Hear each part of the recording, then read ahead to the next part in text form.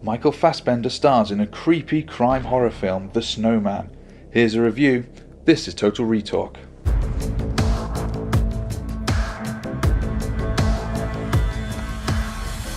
Hello YouTube, welcome to the Snowman review released on October 13th, 2017, which, yes, it was a Friday the 13th. It's a film directed by Thomas Alfredson and, as previously stated, stars Michael Fassbender. So, what were my initial thoughts on this? Well, when the trailer started playing and I realised the title was called The Snowman, I think I giggled to myself, actually, because all I thought of straight away was going back to that original animation back in, I think it was 1982, that short animation film about the snowman, funny enough.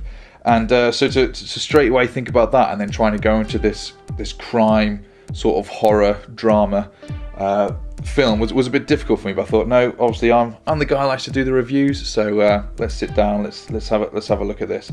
So first of all, a bit of technical details. As I've stated, October 13th 2017, it's a 2-hour film, and it's rated 15. The title is based on a book by Joe Nesbo with the same name, The Snowman, and as we've previously stated, Michael Fassbender, but we've also got J.K. Simmons in there, another big name, Rebecca Ferguson, Val Kilmer and James Darcy. They all play terrific roles in this. Now, from what I've seen so far, the reviews have absolutely slated it from the critics. I'm not so harsh on it, to be honest, from what I've been hearing. I think IMDb have given it about 5, possibly you've dropped even further as the days go on.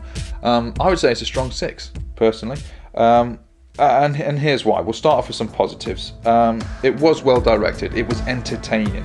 It left me asking questions. So, scene by scene, I couldn't guess who it was right up until the big reveal at the end. I wasn't sort of 10 minutes in going, that's your killer. That's the guy who's doing it, And I was sat there trying to work out little subplots in my head, like, oh, what if it's that person? How are they going to tie that in? Oh, that would be lame if it was that person. That'd be great if it was that person, etc. And I could not figure it out until, right towards pretty much the end. It does. So that's what I like about it. It doesn't feed you too much information. I love working these things out for myself. And if you're that type of person as well, that doesn't want to be spoon-fed every little bit of information, then this is what you want to go see.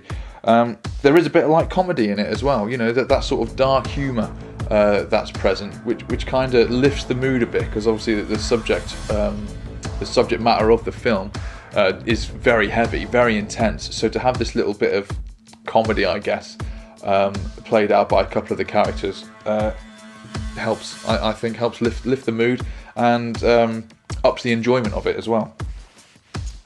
Another positive, it felt realistic.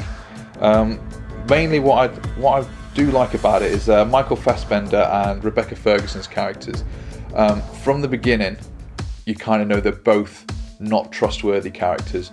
You will see straight away, pretty early on, that they will both do whatever it takes to get the end result, to crack their case.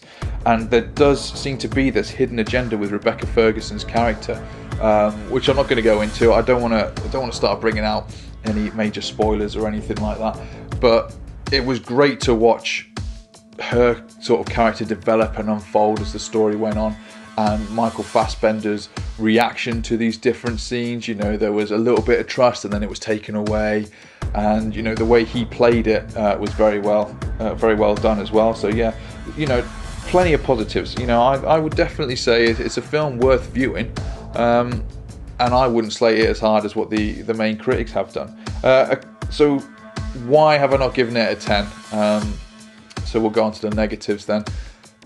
The reasons why I haven't given it a 10 is it's a genre it's been done many times. Unfortunately, movies have been going on for that many years now. We've seen them done in that many different ways. This isn't anything overly new. So I think that's difficult to make something so original, and I think that's where it sort of falls down a bit here. There's a couple of really, how can I put it, a bit awkward scenes. You've got, again, this isn't going to give away any spoilers, you've got Michael Fassbender. You'll see it in the trailer where he stands there, he's ready to face up to this killer known as the Snowman, and he's there and he's going, come on, I'm here, sort of thing. The way that was directed, it kind of caught me off guard. It was done out of the blue. There wasn't this big build up to it. He kind of traces through the snow and then just gives it a big shout out, and you're like, right, okay. And there's also a bit as well where he can't see the enemy, the killer.